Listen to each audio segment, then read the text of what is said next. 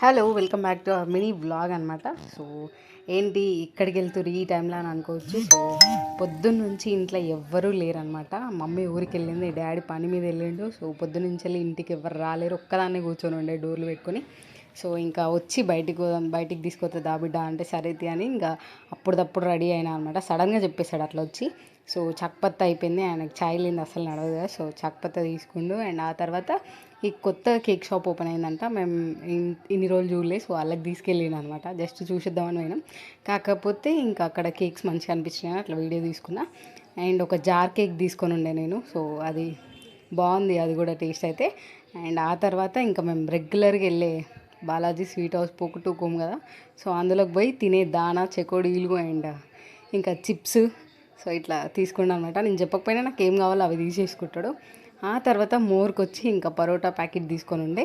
Instant parotta మా వాళ్ళకి బాగా అలవాటు అయిందనమాట అది. సో ఇదనమాట వ్లాగ్.